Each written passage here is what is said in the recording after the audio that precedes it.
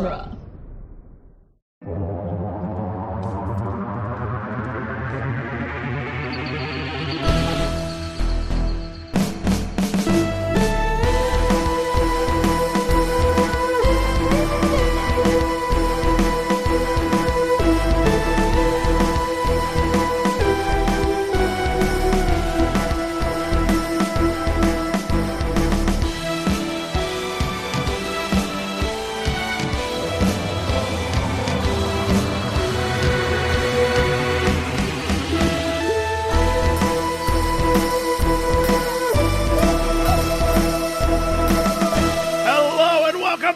The Doctor's Companion presents Doctor Who, The Long Way Round, the weekly podcast where we review and discuss every episode of Doctor Who, one doctor at a time. I'm Nick Jimenez.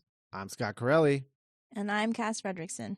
Today on the show, we'll be discussing The Deadly Assassin, the fourth Doctor's 14th story, a tale of intrigue, subterfuge, and espionage. Right, you are, sir. Right, all on the distant planet. The story's based on the 1962 Frank Sinatra film, The Manchurian Candidate. Oh wow! Yeah. So you are not far off at all in that assessment. The Deadly Assassin, which was released between October 30th and November 20th, 1976, in 4 weekly installments. It is written by Robert Holmes, our favorite and yours, as well as directed by David Maloney. David Maloney, a director who has one of the best runs of classic Who stories ever. This is the director. This is his entire filmography on Doctor Who. The Mind Robber, The Crotons, The War Games, Planet of the Daleks, Genesis of the Daleks, Planet of Evil, The Deadly Assassin, and The Talons of Wang Chiang. Damn. I know. This guy's nuts. So this guy's this guy's an all-timer. Obviously, Robert Holmes is an all-timer. They have been paired together before, and yeah, this is the episode that is sort of the basis for all things Gallifrey. Obviously Gallifrey existed before this episode, but this is the episode where Robert Holmes wrote the story and just said, I don't like that they are taking this whole Time Lord thing literally, and I'd rather they not be these like godlike beings and instead just be a bunch of like Ponzi, assholes who get rankled by politics, internal politics, and all kinds of bullshit. And that's what he did, and so he created this entire all of the sort of Gallifreyan different houses and all of the sort of different schools of thought and all of that with the different colored garments and all of that. He just invented all of that for this story. It is kind of this is one of those episodes that is like a sacred text, if you will, of Doctor Who. So I am very curious, Nick, what you thought of this episode, because this is what all Gallifrey lore is based on, is this episode essentially. So what did you think about finally digging into this side of things on the classic Who period? No, thank you, Scott. So it's interesting. All of that, it almost, to a Whovian like me, who, as many listeners know, my introduction to the show was the Eccleston, Russell T Davies era, and then, really fell in love with it during the Tennant era, where Rassilon was played by Timothy Dalton. Timothy Dalton, thank you. And so it's very interesting. In fact, watching Deadly Assassin, a lot of that kind of just it didn't go over my head. I guess the historical context of it went over my head because I was watching all of this being like, yes,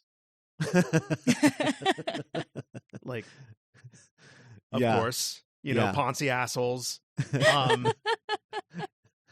So in that regard, it's like, it's even more impressive, like in retrospect, how influential this episode is almost like half a century later. Mm-hmm. Still to who today, for better or worse. But in regard, but all of that aside, there's a reason this episode is still so influential, because it's, in my opinion, it's very entertaining on its own. Mm-hmm. Mm-hmm. And is a fun adventure for 4, and it switches things up post Sarah Jane. I think it's like a really fun way to just drop this character in with no companion and just have him kind of reckon with his own, not his own personal shit, but like the bullshit of his people and his country, so to speak. So yeah, I had quite a lot of fun with this episode, but yeah, I'm very interested. I'm excited to talk about how much all of this carries over into the eras to come. Yeah, absolutely. Cass, what was the revisit like for you? Oh, I had so much fun with this. Yeah. I love all of the costumes in this are so ridiculous, but like it's like sci-fi pageanty, you know what I mean, with like the big collars and stuff. We'll get into it like when we're talking about the episodes, but I love Gooey Master. As I affectionately refer to this master as. And I really like how like it speaks to Tom Baker's like energy as the Doctor in this, like when he's kind of like in his prime, that he's able to kind of carry this story without a companion. And I really like it for that, as well as all of the like establishing Time Lord stuff, and like the concept of a Matrix, which is really cool. And Rassilon. Yes, and Rassilon too. So yeah, no, this one's an all-timer. You guys listening should watch it because it's good. Yes, I agree. And yeah, and I like the approach to it coming from a writer who kind of wanted to take the piss out of all of this a little bit. And by doing so, kind of built a foundation of which like all Gallifrey lore going forward would be based on. And I love that that's what this show is. Like it reminds me of like those stories that you hear about like Jack Kirby getting his artwork back for like issue 1 of Captain America, and they'd be like, here you go, here's your artwork back, and he's like, oh great, and he would just tear it up and then use it as scrap paper to like scribble his lunch orders on. Because none of this shit mattered to him, and now it's like seen as like this incredible thing. But back then he was like, like fucking stupid comic books, whatever. And I just think I just kind of love that. I don't know.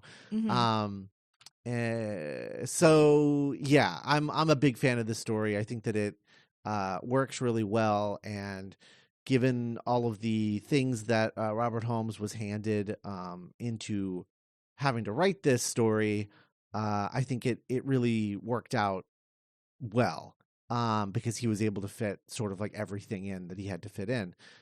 Because, it's funny that you guys mentioned that like, oh man, it's so crazy that Tom Baker is able to like really carry this story. And quite frankly, post Sarah Jane, that's all Tom Baker wanted to do. Tom Baker was like, I don't need a companion. I just want to talk to myself out loud when I need to like get information across to the audience, and I'll make it believable because I'm Tom Baker and I'm an incredible actor. And tallest actor means greatest actor. Yes, exactly. He's like, and I don't need a companion. I think it's pointless for me to share the spotlight with another actor when I can just have new actors coming in every episode, and I don't need a companion. So they were like, I don't know if that's gonna work, but we'll give it a shot. So Robert Holmes, because they were like, no one knows how to write an episode of Doctor Who without the companion. Like that's what Doctor Who is. Mm-hmm. So it was up to Robert Holmes. And the only reason that Robert Holmes was allowed to write this episode and be credited for it was if he didn't take his script editor fee. And they basically had to like propose this issue to the BBC to be like, so this is the problem. This is why no one else can write this but me. Because this is going to be a one-of-a-kind episode, and I need to be able to set a standard so that writers going forward will know how to do this if we need to. And they were like, that's actually a really good point. Okay, fine. You can pay yourself as a writer for this story. Because there were those really weird rules behind script editors writing scripts. So he writes the script, and at one point they were like, well, what if he doesn't have a companion for the whole thing? But then the fight between him and the Master at the end of the story takes place in Victorian era, because we think it'd be really cool if the Doctor's new companion is like a Victorian, like, orphan or something. And so they were like, because it would be really cool, because they were obsessed with the idea of doing a companion that was sort of like a My Fair Lady situation, where it's like you start off and she's a mess, and then by the end of her run as a companion, she's like a fair lady. And she would learn how to not be such a gremlin. So that was like their plan, but then they decided that it would be they'd be able to save some money if they didn't also have to build like a Victorian backlot set or something. So they were like, we'll save that, but let's poke around with that idea, and maybe we can find another way, another approach to that same thing. We'll circle back on that later. But they were like, okay, let's really commit to this story not having a companion, and focus on that. And so he writes the story, and one of his things was that they have this sort of godlike image that they project, and he was like, well, it would be cool if that was revealed to be a mask, and behind that mask you had the society that was like decaying and corrupt.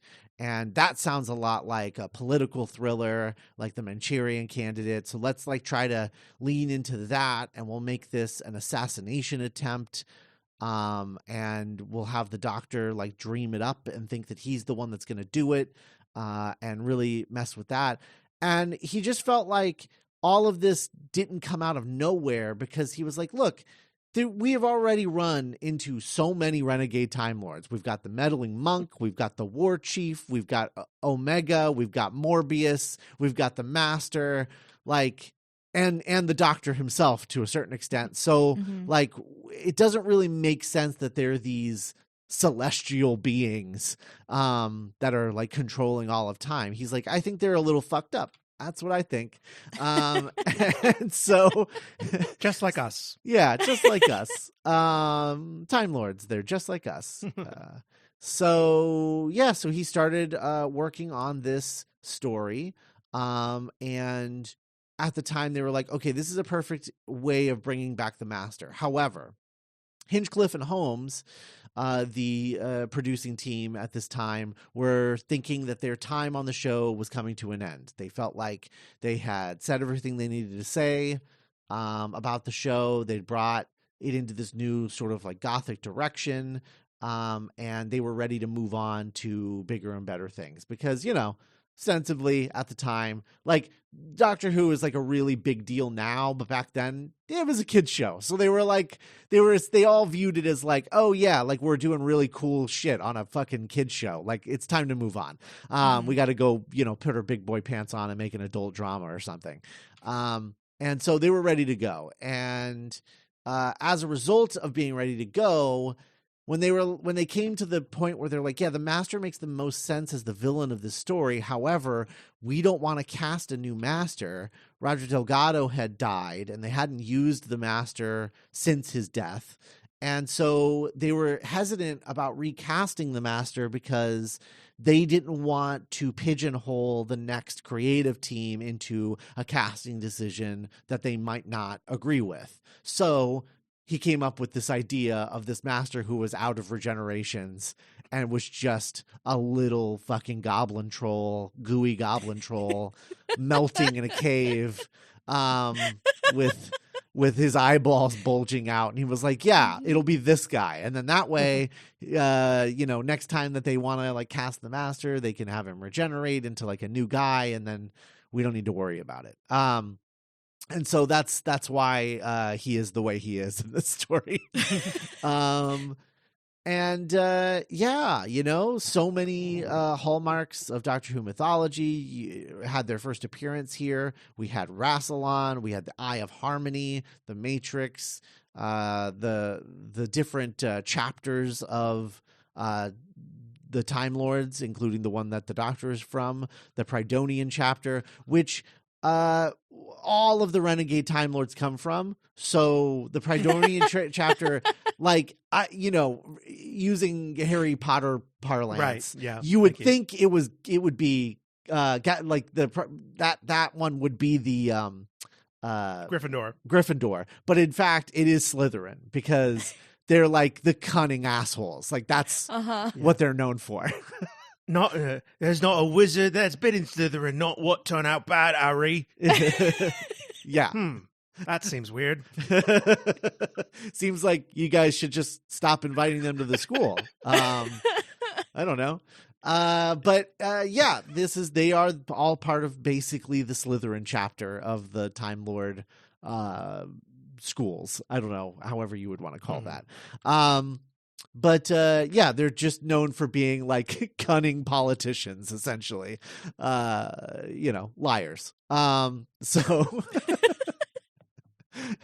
And they're really good at it. Has the Ronnie been revealed to have been from that chapter? Okay, cool. Indeed, yeah, because they were all schoolmates together. They were like the what are they called, Cass? What's the thing? The Marauders. They're like the Marauders. Yeah, at this point there's been one, I think, if I remember correctly, the Prydonian chapter is named after Rassilon's followers.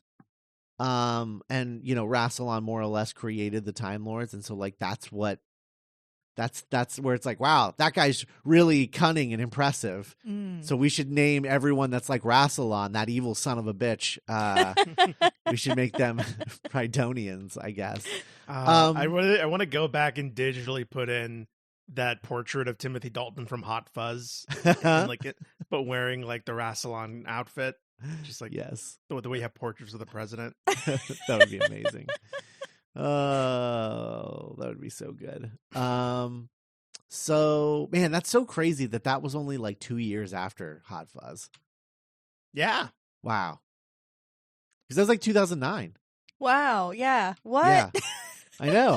Same era of Timothy Dalton. I know. God, so crazy. That's wild. So anyway, Rassilon could have used a mustache. I'm just gonna say it. You remember him having one, You kind of do, right? Like, yeah. I have to think really hard to remember that he doesn't have a mustache. That he is clean shaven, technically. Yeah, I mean, that was that's basically the gist of this one. I think that I think this episode is really fun. I think episode 3 is the only kind of a lull in this because it's like a whole dream sequence shot on film, and it's like, okay. I'm like, I kind of want to get back to the Gallifreyan intrigue, I gotta be honest, but yeah, but he wrestles a fake alligator. That is true. There's definitely fun stuff in there. It's just that it takes up the whole episode, Yeah. That's where it goes kind of like Most Dangerous Game for a bit. Yes, definitely.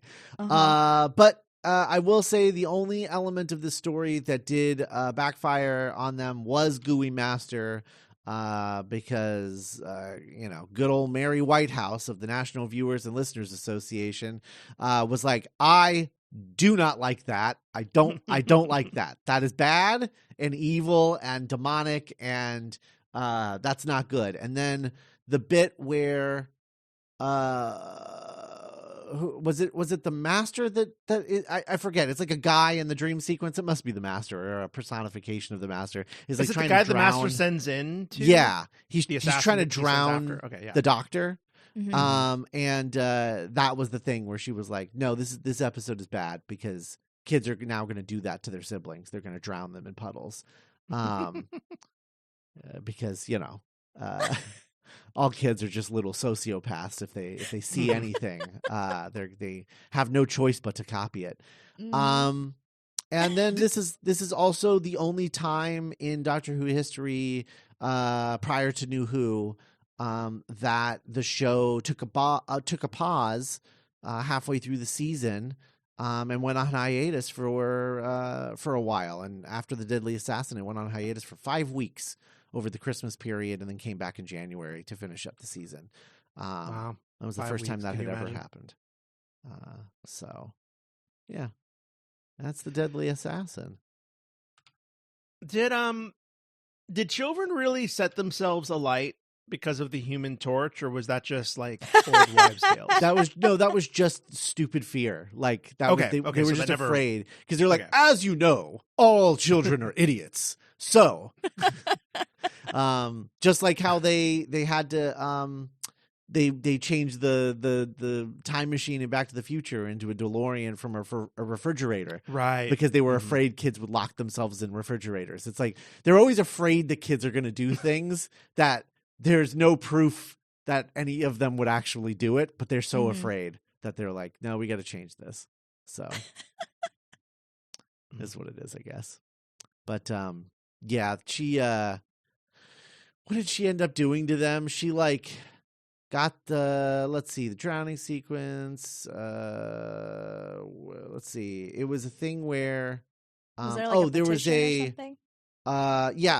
that section of the episode was removed from the story, and was later restored when they pulled it from Australia, an Australian copy of the story. But that drowning sequence was pulled. The cliffhanger was pulled from the episode before it aired. Huh.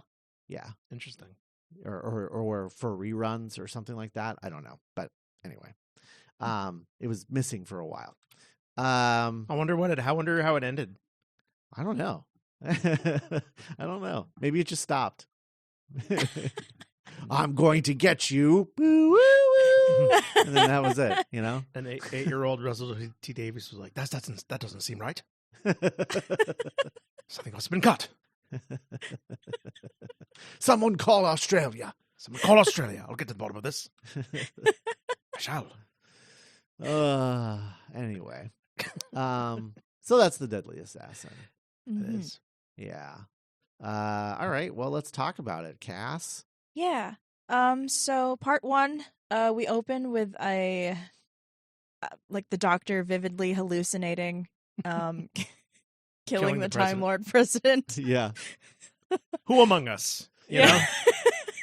I mean, it's something straight out of the Dead Zone. Like, when. Oh yeah, the Dead Zone too. Yeah. When Christopher Walken is like going to assassinate Martin Sheen. Martin Sheen. Thank you. I always want to say Martin Short. That's the next word that wants to come out of my mouth. But Wow, Martin Short had been in The West Wing. very different guy. Very different. Wow, yeah.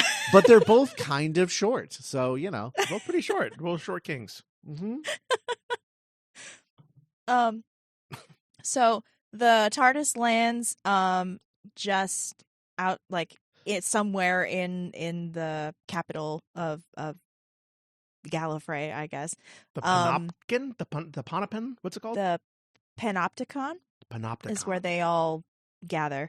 And we're introduced to Commander Hildred, who is like, well, this is weird. There shouldn't be a TARDIS here. And we're also introduced to a character called Castellan Spandrel, and he rules, by the way. Like, this actor's really fun.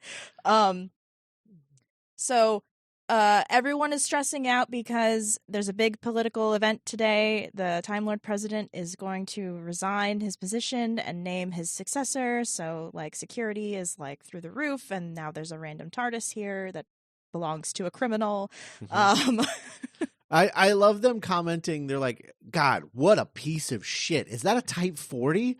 Fuck, I haven't seen one of those in a long time. That belongs in the garbage factory. What? Like, be like if a Volkswagen, like a slug bug just operated outside the White House. Yeah, they're like, is that a gremlin? What is that? Jesus Christ, a Pinto? So the Doctor is, like, watching all of this happen from inside the TARDIS and talking to himself. It reminds me a lot of 8 when he talks to himself in the audio stuff. But he sneaks out, the Doctor does. He gets apprehended by a guard, but the guard, like, dies. He's, like, shot by someone off screen, and the Doctor's like, whoa. So he skedaddles. He gives the guards kind of like a runaround. He, like, sneaks. He like sets up. He, like, takes off his coat and his hat and his scarf and, like, sets it up in a chair. And they're like, "Halt, criminal!" And, like, they turn the chair around, and it's just, like, his stuff with a little note that's like, "Hey, the president's gonna die. I'm gonna try and stop it." I wish one of them, like, I wish there had been, like, a really dumb guy on their crew that had just been like, my God, his latest regeneration is a note in a chair. You dummy. Like, yeah. It's the one stupid energy missing from this episode. That is kind of like a Robert Holmes joke. Yes. It's so funny. So the Doctor sneaks back into the TARDIS, and then the TARDIS is transported to the museum in the Capitol because it's, like, the last running Type 40 TARDIS, I guess. And then, because the Doctor is now inside the Capitol, he can sneak around. There's a really funny sequence where these two Time Lords are putting on their, like, regalia, like their robes and stuff, and the Doctor, like, switches with him so he can sneak in. He runs into a former classmate of his who's doing, like, the NPR commentary. I love all of this so much. So good. BBC Gallifrey. Oh my God, it's incredible. He's treating it like the royal wedding or something. Yeah. It's like a coronation or something. Coronation ceremony, yeah. And then so the Doctor kind of, like, shoots the shit with him for a bit, and then he sneaks up to, like, there's, like, a balcony or something where one of the cameras is supposed to be. Then there's supposed to be, like, a cameraman, like, activating it, but, like, he's not there. Spoilers, we'll find him later. So the Doctor notices that there's a gun set up next to the camera, and he, like, runs up there, tries to stop the assassination from happening that he saw in his little vision. And then the episode ends with him supposedly shooting the Time Lord president. Mm-hmm. And the even dream comes true. Dreams come true. And even to us, the audience, at this point, we're left a little like, oh wow, he did it. Like, yeah, guilty. Guilty. And then, like, the Doctor and Mr. Toad, not dissimilar from each other.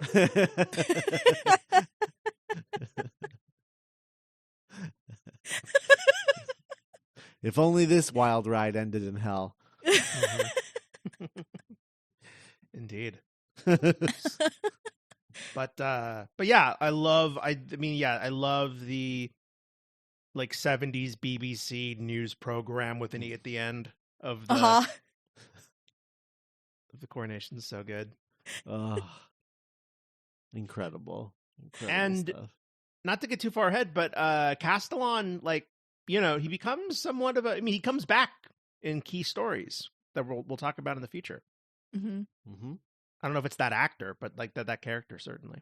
Mm-hmm. Mm-hmm. It's true. Yeah, it's kind of cool that, like, because this is, in my opinion, this is like the Gallifrey story. Like, no other Gallifrey story touches this one. Mm-hmm. And it's kind of funny how, like, because it's like it establishes all this lore, but then I feel like the people who are like following up on it don't want to rock the boat too much, so they just kind of use all the stuff that was in it, and then it just kind of feels like a stale imitation. You know what I mean? Mm-hmm. Like, Mm-hmm.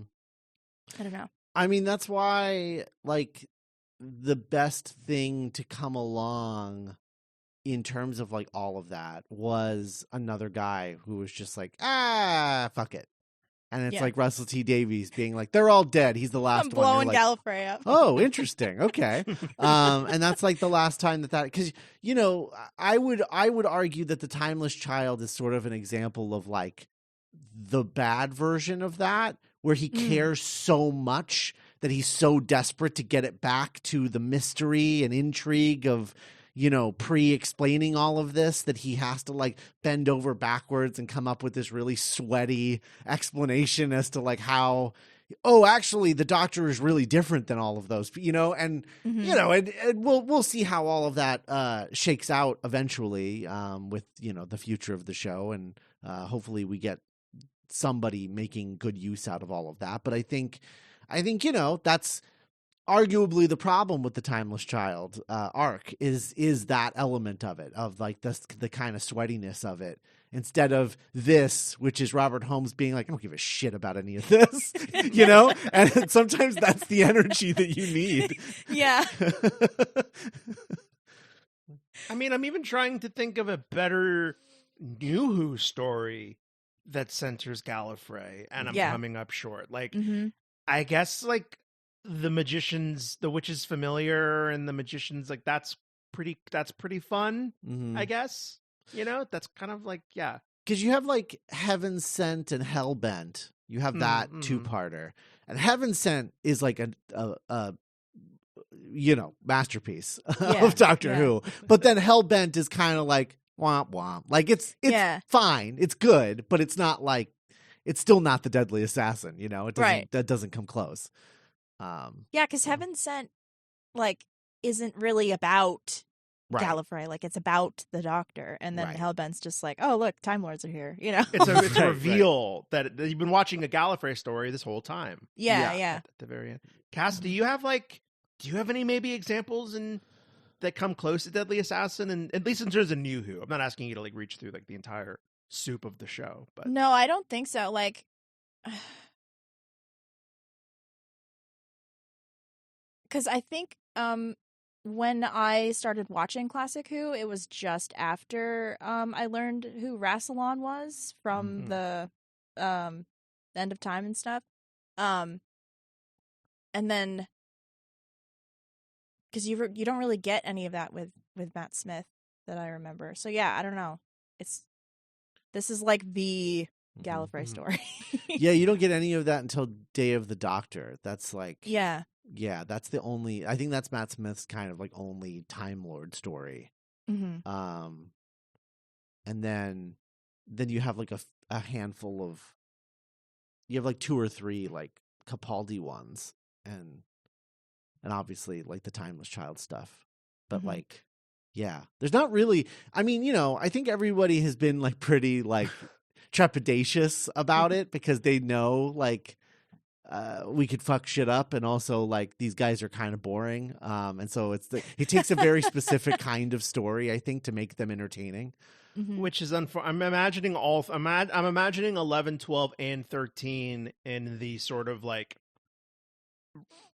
Time Lord Victorious kind of costume. Mm-hmm. That we saw David Tennant in those books that we all read. Yeah. And That massive crossover, that massive cross media event. Yeah. shook who to its core. Obviously. Yes. Clearly. But I'm like, oh, it's a shame we never got to see 12 like in the robes and the collar, Oh my god, he would rock that. He would.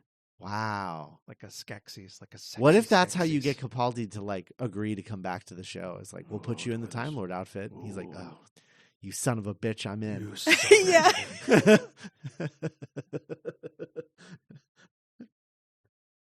God, I just love, I don't know, I love their stupid collars so much with like the little hood. I don't know. Yeah. It's stupid. It's incredible though. It Um, definitely is. Like, was the meddling monk wearing the hood when he was found and they were like, oh, are you a monk? And he's like, yes. Yes.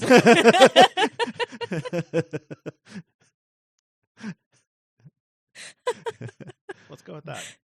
Sure. That sounds good. Oh man, I'm so excited for Nick to meet the monk. I know. Me too. I'm glad he did show up in New Who, and I get to meet him pure. Yeah. Yeah, that's true. So far, anyway. Not as a big CG skeleton or whatever the hell. He was. Right. So true. Oh, God. man. God, you know, I wouldn't have been mad. I wouldn't have been mad about that CGI skeleton if it was Morbius. I don't know why. But Sure. the fact, It's the fact that yeah. it's Omega really bothers me. But if it had been Morbius, it's like, well, he was a fucking brain in a jar. So, like, Yeah, whatever, I guess. Doesn't matter. That That's makes fine. sense. Why was it Omega? That's so stupid. Pointless. Anyway. Part two. Do we want to talk about part 2? Yeah, sure, I guess. Okay. Yeah, let's just end it here. All right, we'll see Okay. you next week. Watch So- the story. Yeah. The Doctor kills the president. Yeah, he does. Mhm. Iced. Mhm. So the Doctor is caught red-handed with a weapon.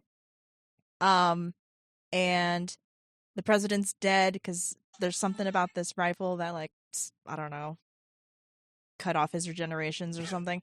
They don't really talk about it. We're just like, oh no, he's dead. But I like that, like, I don't think it was, I don't remember when that was actually, like, explained, which is that, like, you can the only cycle? regenerate if you're not fully dead. You know? Oh, Oh, that yeah. thing. So if you're not like insta dead, Yeah, but if Yeah, you're yeah. if you're dead, like, there's no regenerating somebody who's dead. All you can do is, like, heal from a mortal wound. okay. Yeah. Hmm. And so he's dead. So no regenerations for him. R.I.P. R.I.P. To a real one. Pour one out. Yeah. To President what's his name. I know he's not even like there is no last name. It's just the Time Lord president. Yeah. President assassinated.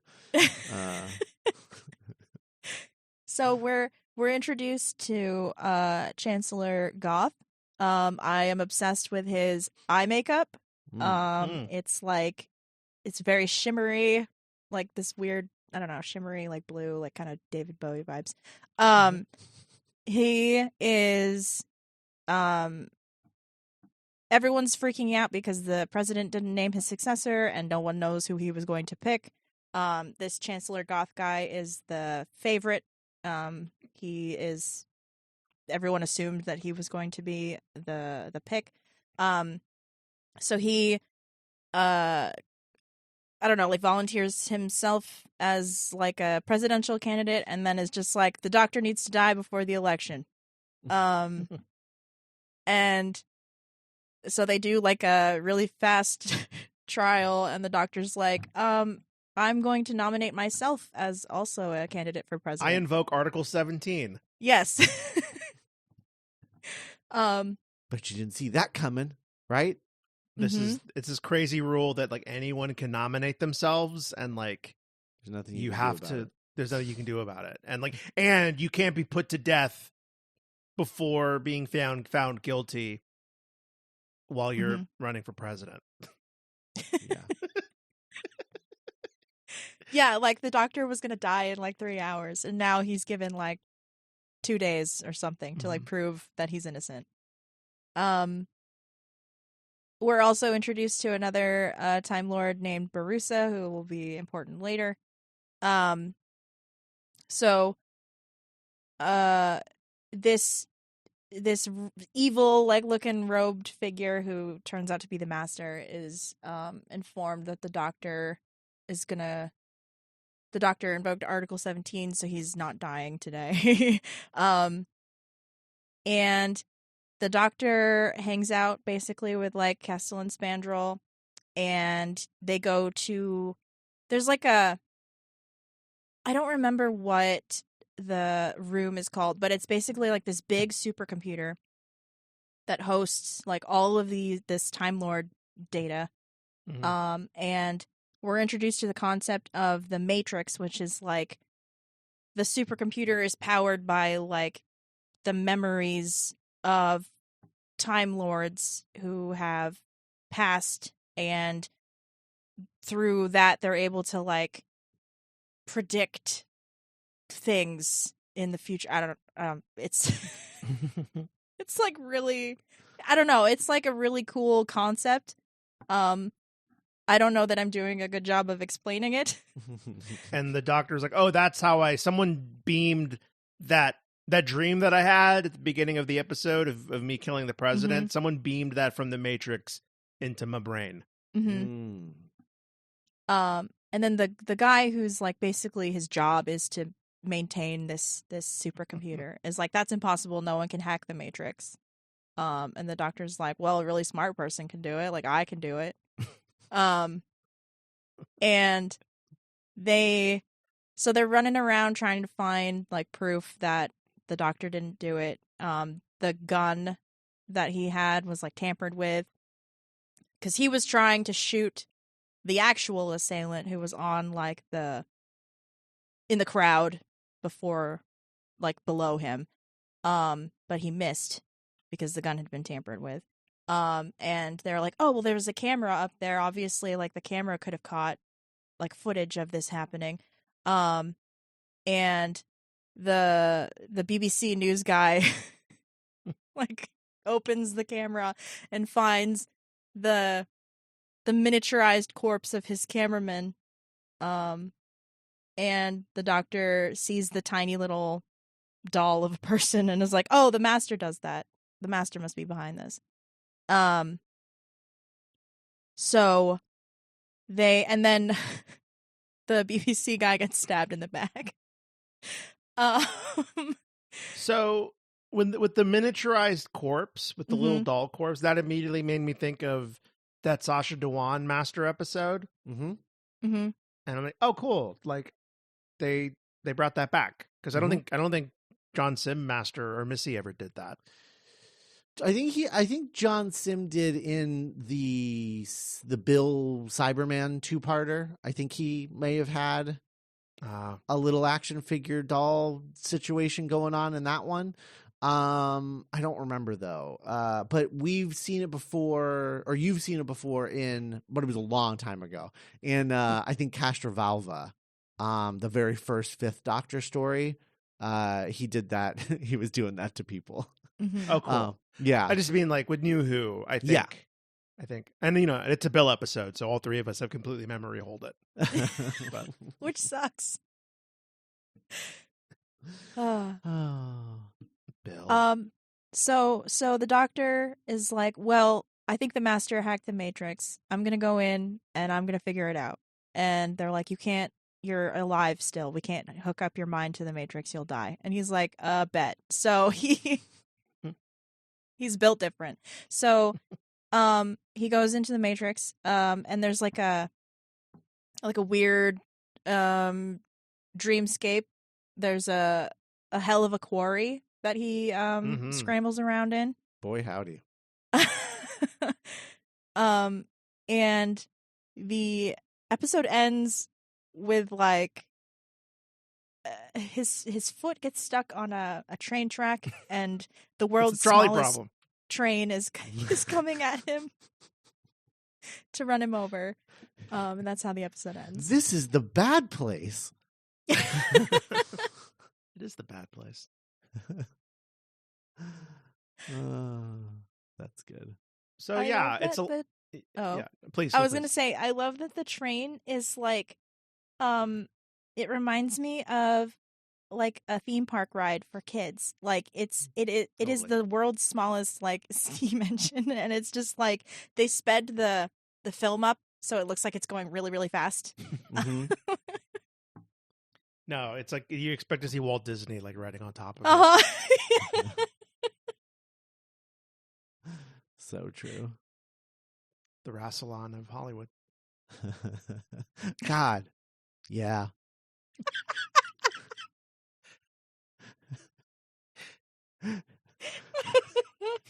That's entirely accurate. Holy shit. Wow.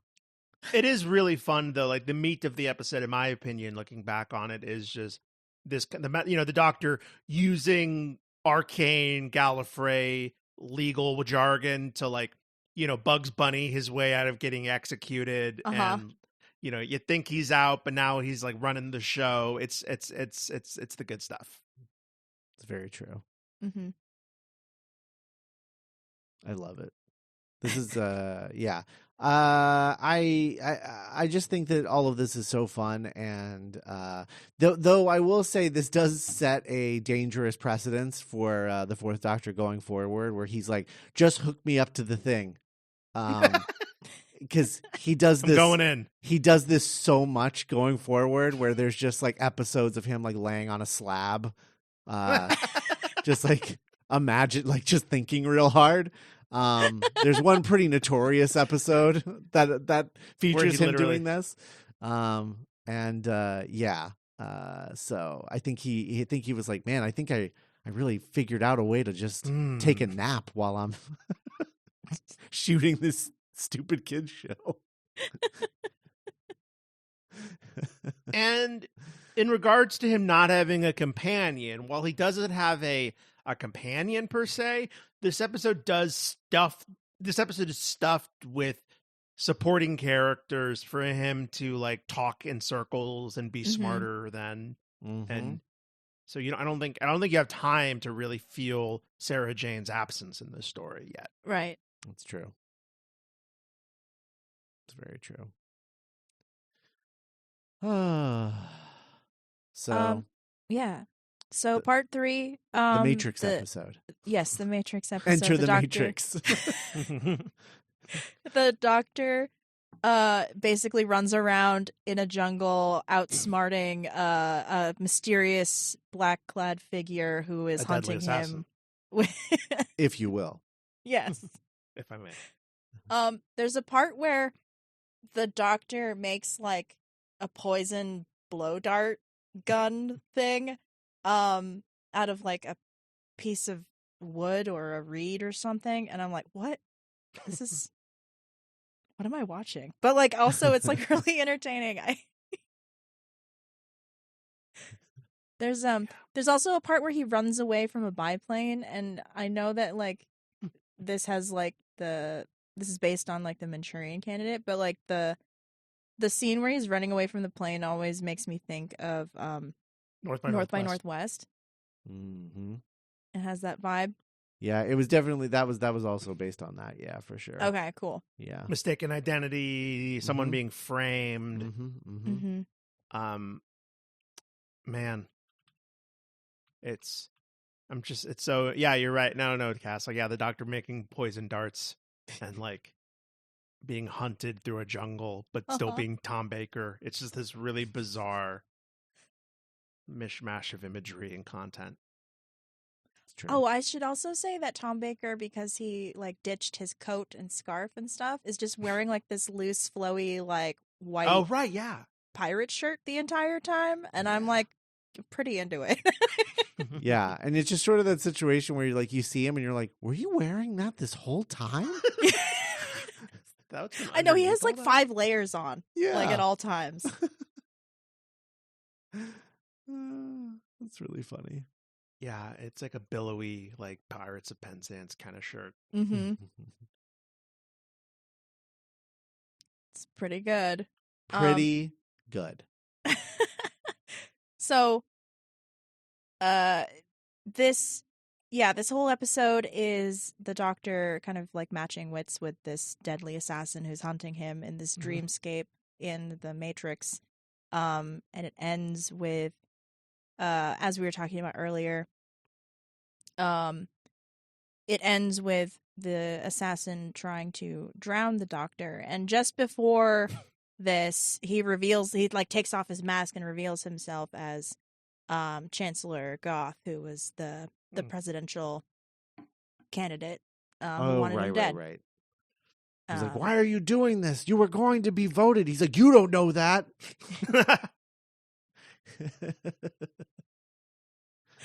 He might have picked somebody else. It had to be me. Yeah. It might not have been. He's been working with the master. But yeah, the episode ends with the doctor apparently about to drown. Mm-hmm. Unless, if you lived in Australia, that's how it ended. Yeah. Right. Indeed.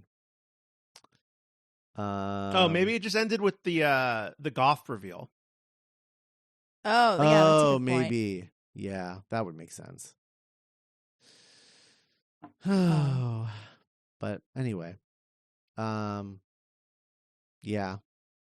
that was that whole episode was sort of written as like the Matrix itself was just created because Hinchcliffe and Holmes were like, it would be fun to do an episode that was like kind of trippy.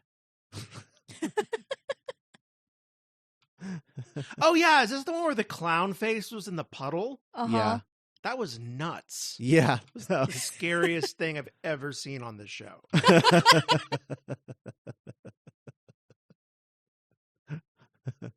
Yeah, it's like Pennywise the clown for like 2 Right. seconds, and then no one ever speaks of it again. A boat? Yeah. Like, I was surprised I've never seen that in any kind of like listicle of like the scariest moments in Who history or whatever. It's very true. Yeah, I assume the context of that was just like, you're a fucking clown. Like, That's what I think of you. This is what I think of you. You tall, curly-haired son of a bitch. You 8-foot fucking clown. Hey, why don't you look at your reflection? Oh, you're a clown. Son of a bitch. Try to steal the presidency from me. Oh boy. I don't understand. So they're like in like a mental dreamscape, but I don't understand why they would need water.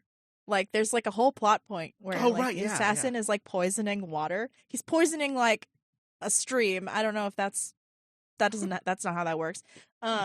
But he's like, oh yeah, the doctor will need water. I'm gonna poison the water hole or whatever. And I'm like, wait, why? Isn't this all in his mind? Yeah. Are you Freddy Krueger? Somebody's poisoned the water hole. But I don't know. I guess part There's 4. a snake in my boot. Snake in my boot. What if you find out all of the Woodyisms came from classic episodes of Doctor Who?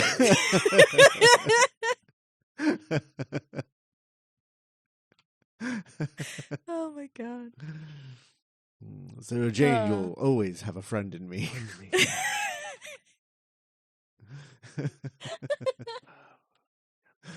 I can hear Tom Baker saying, "You're a sad, strange little man, and you have my pity." Sad, strange little man, and you have my pity. That's what he says every time he leaves the master. Well, you're a sad, strange little man, and you have my pity. Oh well. Till next time. And we're kind of in our own Woody's Roundup situation right now, where the Doctor has jumped with Bullseye over a cliff, and I don't know how he's gonna get on the other side of the cliff. Uh-huh. Mm-hmm. So the doctor just stands up and then like dunks this guy and bonks him over the head with a stick, and that's how he beats his assassin. And they both like wake up. The doctor tells the Castellan who actually shot the president, they find the master's lair, and Goth basically like confesses to everything, and is like, well, the president told me that he didn't actually pick me, so I needed to kill him and take his place anyway. Yeah. And he found the master on some other planet. Tercerus. I am obsessed with Tercerus, and I want to go to there. Okay. But they haven't ever. The only TV appearance of Tercerus was in the Curse of Fatal Death. Oh. Yeah, that's the only time that they've used Tercerus. So I assume maybe that's who this master is like that the goo is the the shit that he just keeps falling into in that story. That's funny. But yeah, that was who was that was playing the master in that story? The Curse of the Fatal Death? In the Curse of Fatal Death. He's like, who was that? That was like, that's like somebody. Who was that? Hold on. I need to look this up because it's going to bother me. Yeah, Jonathan Pryce played the master in that. That's right. Oh, wow. Okay, yeah. Yes. It's from Pirates of the Caribbean. Yes. Mm-hmm.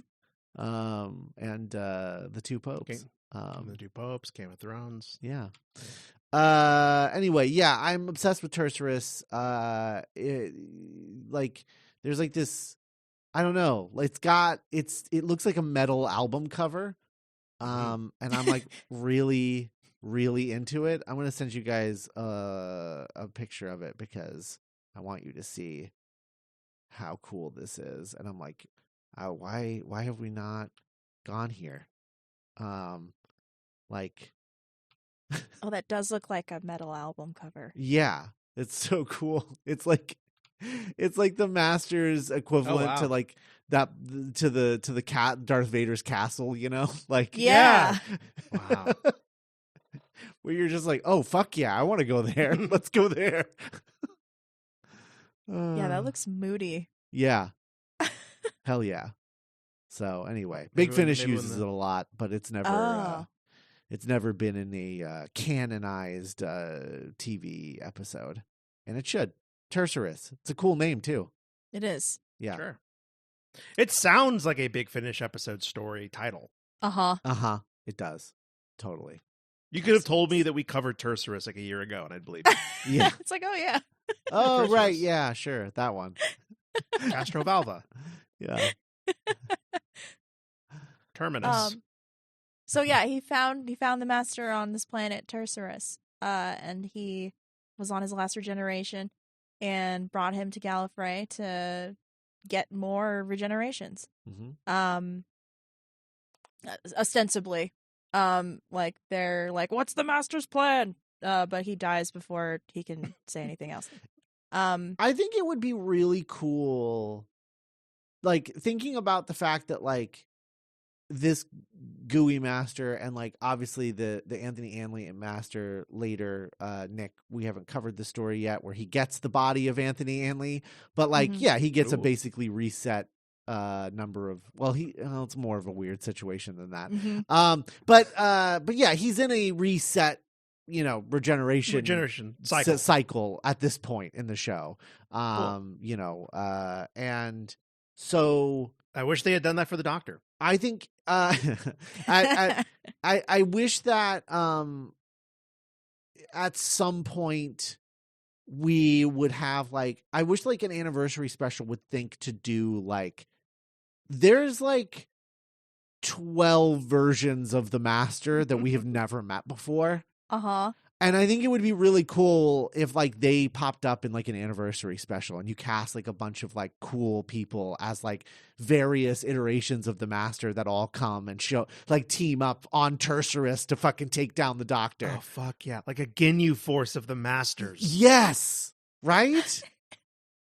Yes. It's just called the 12 Masters. Oh my God, could you imagine? Oh my God, that's amazing. Yeah, that would like fucking rock. They're like a K-pop boy band. Oh my God, hell yeah. They wouldn't get anything done. Like an anniversary special that turns out to be like the reason why he becomes the gooey master. like just tying up that loose, like that little like loose thread of like, yeah, this is how this happened. So anyway, That's great. Yeah.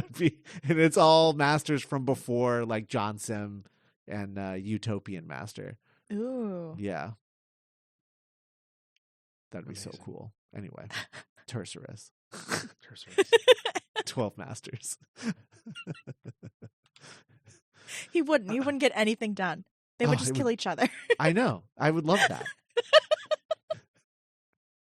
Or kills one, like one kills another one, and it regenerates into them, and they're like, God damn it! Oh, now shit! There's two of us. That's right. Ah. Oh my god! Which one's the real one? I'm older and wiser than you. Or you know how like this is also pretty anime, but you know how like in Kill La Kill, there's like a council, and it's like one by one, and they each kind of represent a different. Like I'm the president of the choir, so I have its singing theme, and like one by one they go after the protagonist. Yeah, and like so it's just like a whole season. Oh man, be incredible. Anyway, what happens in the rest of the yes. So the master basically wanted these relics of Rassilon that the president carries on his person, and to unlock the Eye of Harmony, which is like the heart of a black hole, which is how they like, I don't know, got their Time Lord powers. Which the Doctor canonically stores on his TARDIS, according to the 8th Doctor TV movie. Yes, in his Gothic cathedral. His Gothic cathedral TARDIS. So the master wants to basically like expose himself to the Eye of Harmony so he gets a brand new regeneration cycle. But doing so will destroy the planet. And he's like, I don't care. So the Doctor has to stop him. And the master like injects himself with like it looks like he's dead, but it's like a sleeping sedative thing. So it like puts what's left of his terrible body in stasis. So he's able to sneak away and almost pull this plan off, but the Doctor stops him. And it looks like the master is like crushed between some rubble because like there's an earthquake because he was close to opening this portal to this black hole. And basically like the wrap up is like this Barusa guy is named president. And I think the Doctor is like pardoned. And he's like, okay, well, I'm going to go take my TARDIS out of the museum and leave now. And he leaves, and then like the master lives. So he like sneaks away into his little TARDIS, and the episode ends with his like terrible gooey face overlaid on like a grandfather clock. Mine is an evil laugh. Yes. My TARDIS is a grandfather clock. Tee hee hee hee. Mm-hmm. What was that? What was that? What was that like early millennial meme? Like my blank is a blank. Your argument is invalid. Yes, that's good. Oh man. Anyway, So- yeah, banger, all time banger. Uh-huh. Check it out on To Be if you wish. I love hearing you call a classic Who story an all-time banger. Yeah, I might even remember this one a year from now. It warms my heart, Nick. Thank you. Yeah, I'm glad I can provide some hearth. Yes, the deadly assassin. So More like assin. Ah! I'll kill you. I'll kill you for that. I hate you so much, Doctor. Ugh. So that's our 4th Doctor story. Next week we should be talking about the Fifth Doctor, but we're not going to. We're going to skip the Fifth Doctor and talk about the Sixth Doctor story, Project Twilight. That'll be what's coming next week, the Big Finish story. Why, Scott? Because our next Fifth Doctor story is the Five Doctors, and our season of Long Way Around ends on anniversary day, November 23rd. So we're going to wait and cover the Fifth Doctors as our last story this season. Yeah, so instead of the Ghost Monument, instead of ending on the Ghost Monument, we're going to end on the Five Doctors. Borderline insulting. Yeah, it's true. It's very true. So next week, the Sixth Doctor, Big Finish Audio, Project Twilight. We'll talk to you then. Bye, everybody.